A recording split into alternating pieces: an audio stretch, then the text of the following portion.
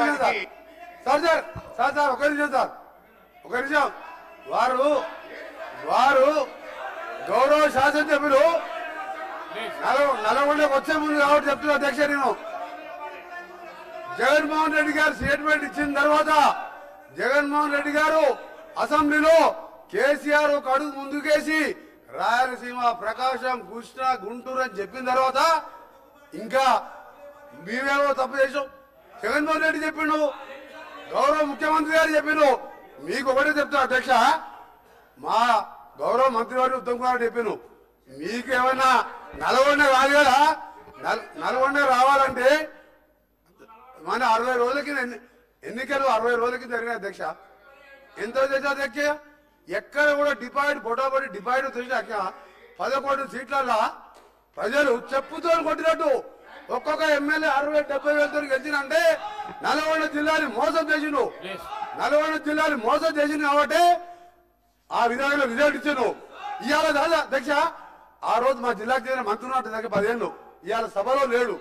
ఇవాళ సభలో లేడంటే మొగలు లేక జగదీష్ రెడ్డి గారి గౌరవ శాసనప్పుడు మొగలో లేడు.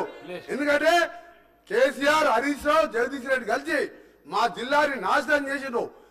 దక్షిణ తెలంగాణ నాశనం చేసి ఇవాళ మంచినీళ్ళు లేక అధ్యక్ష ట్యాంకర్లతోని ఇవాళ మళ్ళా ఫ్లోరైడ్ నీళ్ళు తీసుకొచ్చే అధ్యక్ష మాది 2004లో కాంగ్రెస్ ప్రభుత్వం వచ్చినప్పుడు సాగర్కి వెళ్ళి తీసుకొచ్చి కృష్ణా వాటర్ తాగిన వాళ్ళు ఇవాళ వీళ్ళ పుణ్యమా అని వ్యవసాయం మర్చిపోండి, తాగడానికి నీళ్ళు లేక ఫ్లోరైడ్ నీళ్ళు అవుతుంది అధ్యక్ష. అందుకే క్షమాపణ చెప్పాలి.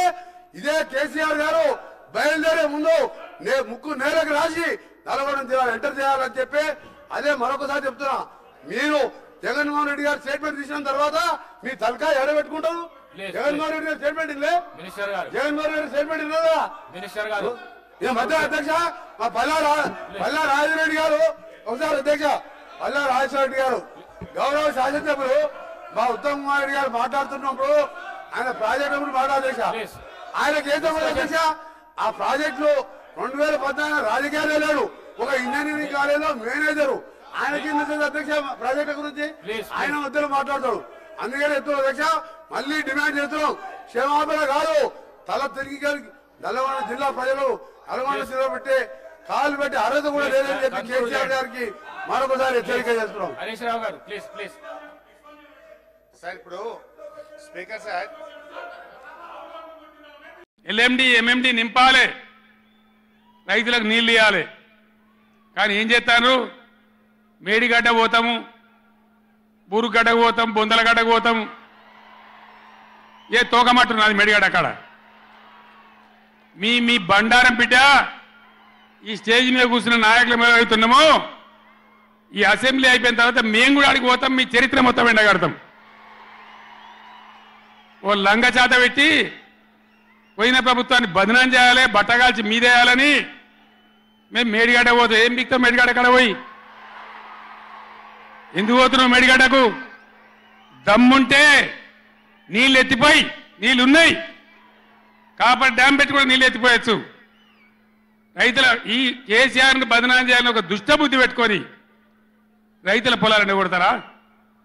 ఇలా బంధు పెట్టింది మైబాద్కు నీళ్ళు వస్తలేవు, డోర్నగర్కు నీళ్ళు వస్తలేవు, సూర్యాపేటకు తుంగతుర్తికి మునిపొచ్చిన నీళ్ళు వస్తలేవు, తగ్గిపోతున్నాయి. ఇదా మీ రాజకీయం, మీ చిల్లర రాజకీయం? మేడిగడ్డ కాడైనా ఉంటే అందులో 250 పిల్లలు ఉంటాయి, 250 300 ఉంటాయి. కాళేశ్వరం ప్రాజెక్ట్ అంటే ఒక ఆట బొమ్మ కాదు. 3 బ్యారేజీలు ఉంటాయి గోదావరి మీద, 200 కిలోమీటర్ల టన్నెల్స్ ఉంటాయి, 1500 కిలోమీటర్ల కాలువ ఉంటుంది, ఒక 19 సబ్స్టేషన్లు ఉంటాయి, ఒక 20 రిజర్వాయర్లు ఉంటాయి. ఇదంతా కాళేశ్వరం ప్రాజెక్ట్ కాదట. ఒక 2-3 పిల్లర్లు కుంగిపోయినాయి. ఎన్నిసార్లు కుంగిపోలే? నాగార్జున సార్లు కుంగిపోలేదా? కడెం ప్రాజెక్టు గేట్లు కొట్టుకపోలేదా? మొన్నటిదాకా మూసీ ప్రాజెక్టు గేట్లు చక్కగా ఉండేదా? కొట్టుకపోలేదా? ఏదైనా పోతే సదరాలు దాన్ని మంచిగా చేయాలి, తొందరగా మంచిగా చేసి రైతులకు నీళ్ళు ఇవ్వాలి. కానీ మేము మేడిగడ్డకు పోతాం, బొందలగడ్డకు పోతాం, ఇదా రాజకీయమా? ఇది తెలివి అనిపించుకుంటుందా? ఇవి కాదు కావాల్సింది, రాష్ట్రానికి ప్రజలకు కావాల్సింది. ఓ లోడొచ్చు, వాళ్ళు గెలవచ్చు, ఎవరికి శాశ్వతం కాదు. మళ్ళా డబల్ స్పీడ్తో మేము అధికారంలోకి వస్తాం.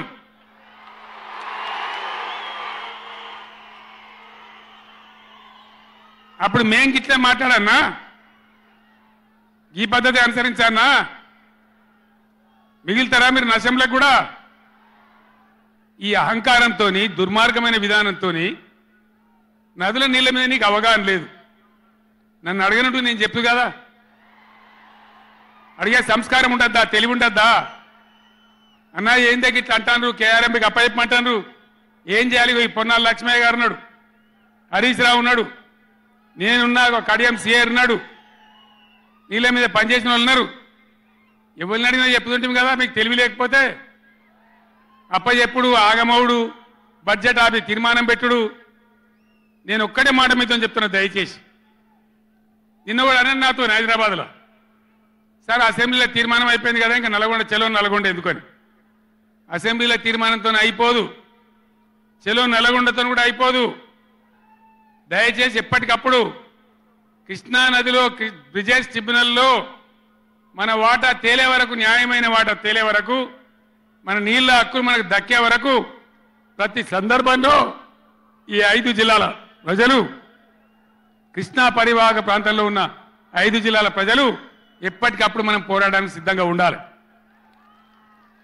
ఈ సభ పెట్టి ఇక్కడ నుంచి చెప్తేనే ప్రజలకు అర్థమవుతుందనే ఉద్దేశంతో నేను మీ అందరినీ శ్రమ పెట్టి ఈ సభ పెట్టిన తప్ప ఇది రాజకీయ సభ కాదు. ఇలా ఏ ఎలక్షన్ లేదు, పార్లమెంట్ ఎలక్షన్ కూడా ఇంకా 2 నెలలకు 3 నెలలకు ఉన్నది, ఇప్పటికిప్పుడేం లేదు. నేను ఇలా వచ్చింది రాజకీయాల కోసం కాదు. కాబట్టి దయచేసి మీ అందరిని కోరేది, ప్రజలు ఎప్పటివరకు అయితే మన హక్కుల మీద న్యాయమైన పోరాటాలకు సిద్ధంగా లేకపోతే బొండిగా విసికెత్తారు తప్ప మనకు న్యాయం జరగదు. అందుకని మీ అందరినీ కూడా ఇలా సభలో ఉన్న వాళ్ళను, టీవీలో నా ఉపన్యాసం వింటున్న వాళ్ళను మీకు దండం పెట్టి నేను చెప్తా ఉన్నా, నేను మీ బిడ్డను. 15 ఏళ్ళు పోరాడి సాగు నోట్ల తలకాయ పెట్టి చివరికి సాగు దాకా పోయి ఈ తెలంగాణ తెచ్చింది నేను. అందుకే నాకు గర్జు ఉంటుంది, ఫికర్ ఉంటుంది, తన్లాట ఉంటుంది, నాశనం కావద్దనే తపన ఉంటుంది. దీన్ని అర్థం చేసుకొని ఎప్పుడు యాక్షన్ కార్యక్రమాలకు పిలిపించినా ప్రభుత్వం యొక్క దమన నీతిని ఎండగా రేపు చేయాలి, చాలా చేయాల్సి ఉంటుంది. ఇవాళకి ఇట్లా మోపు చేసిన కరెంటు రేపు ఇస్తారా? మార్చిలో, ఏప్రిల్లో, మే నెలలో ఇస్తారా? అసెంబ్లీలోనే జనరేటర్ తెచ్చిపెట్టిండ్రు, అంతపాటు గనులు. ఎన్నోసార్లు నేను చెప్పిన అసెంబ్లీలో మీరు విన్నారు.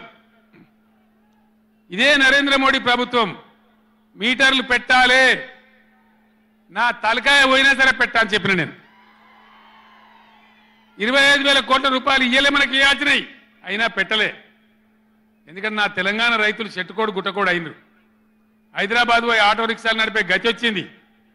కాబట్టి వీళ్ళు మళ్ళీ ఒక దరికి రావాలి, పల్లెలు పచ్చబడాలి, రైతాంగం బాగుంటే అందరికి పని దొరుకుతుంది, చిన్న రైతు పెద్ద రైతు అందరు బతకాలని చెప్పి ఎంత మంచిగా వచ్చేది రైతు బంధు, ఎంత బ్రహ్మాండంగా వచ్చేది.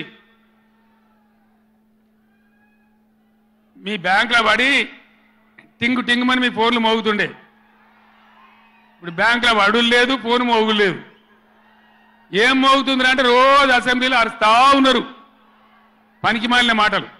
అంతే కదా, మీరందరూ చూస్తున్నారు కదా. ఏం భయపడకుండా ఏం కాదు, మళ్ళా మనమే వస్తాం, అన్ని చేసుకుందాం, ఏం కానీయం తెలంగాణను. ఈ మధ్యలో కూడా వీళ్ళు దుర్మార్గం చేస్తే కొట్లాడదాం, పోరాడదాం.